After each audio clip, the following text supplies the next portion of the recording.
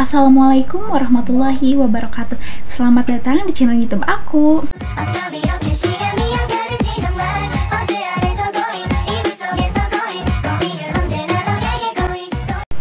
Sesuai dengan judul, di sini aku akan membahas tentang materi akhlak, di mana akhlak dibagi menjadi dua, yaitu akhlak terpuji dan akhlak tercela. Tapi sebelum aku menyebutkan satu persatu akhlak terpuji dan tercela, aku akan memberitahu apa itu akhlak. Secara istilah, akhlak merupakan tabiat atau sifat seseorang, yakni keadaan jiwa yang telah terlatih, sehingga dalam jiwa tersebut telah melekat sifat-sifat yang melahirkan perbuatan-perbuatan dengan mudah dan spontan, tanpa dipikirkan dan diangan-angan lagi.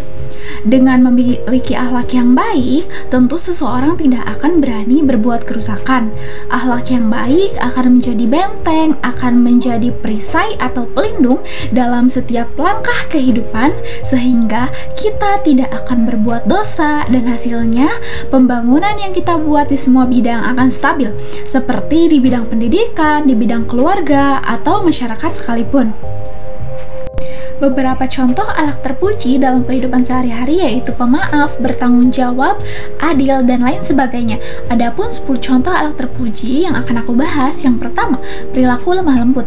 Lemah lembut sendiri mengandung arti kelembutan dalam setiap perkataan atau perbuatan.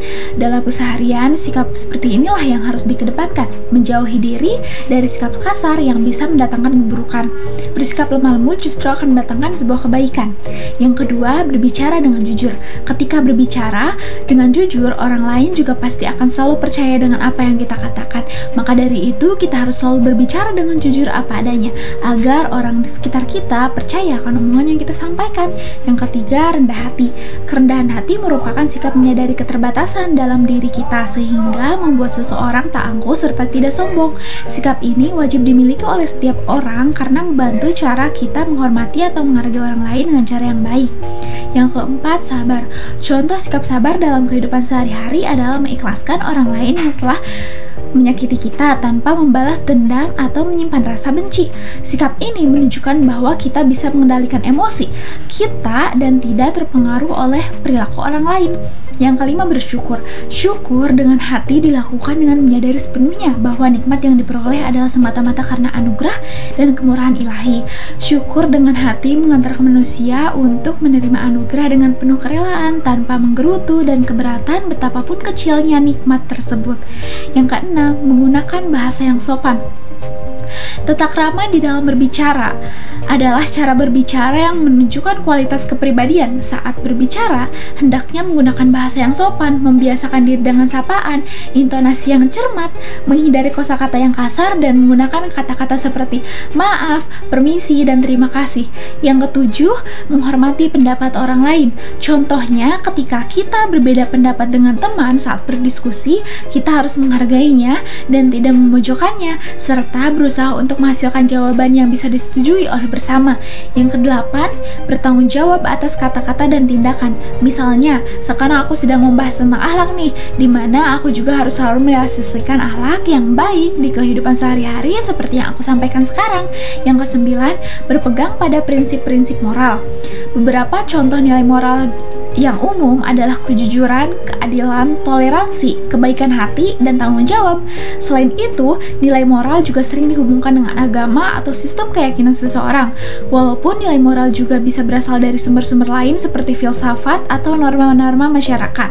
Dan yang terakhir, berbagi dengan sesama. Salah satu contohnya sikap berbagi ketika kita di sekolah seperti berbagi bekal kepada teman yang tidak membawa, berbagi kebaikan, meminjamkan alat tulis, dan lain sebagainya. Akhlak terpuji akan mengantarkan seseorang pada kebaikan dalam kehidupan. Bagi orang Islam, akhlak terpuji tidak hanya memengaruhi kebaikan dunia, namun juga untuk kehidupan di akhirat. Sebaliknya, akhlak tercela justru mengantarkan seseorang untuk melakukan perbuatan buruk. Macam-macam akhlak tercela contohnya seperti dengki atau hasad, dendam, ghibah, fitnah, hingga namimah. Semuanya mengantarkan kerugian bagi orang lain dan pelakunya. Yang pertama ada hasad. Hasad atau dengki bukan sekedar perasaan iri hati dari seseorang pada orang lain. Namun, ketika hati terikat hasad, maka pemilik hati hasad menginginkan nikmat yang orang lain juga hilang darinya.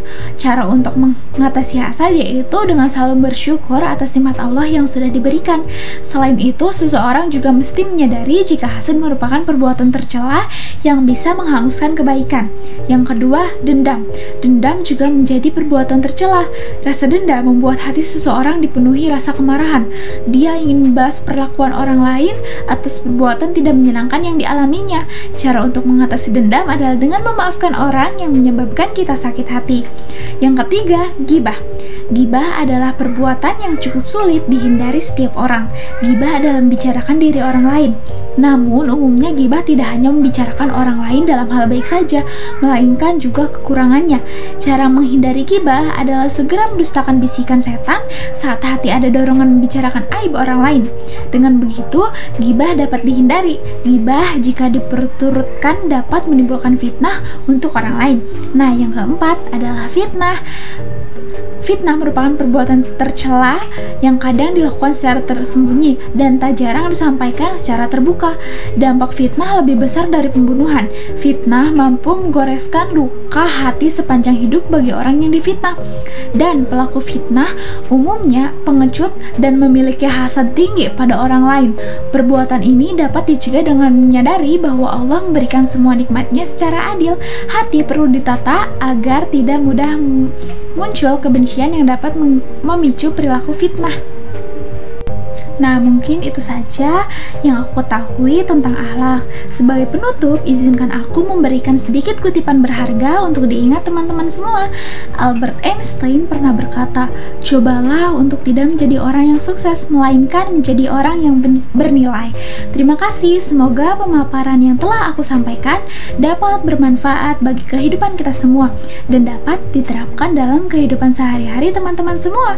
Terima kasih. Wassalamualaikum warahmatullahi wabarakatuh. Bye-bye.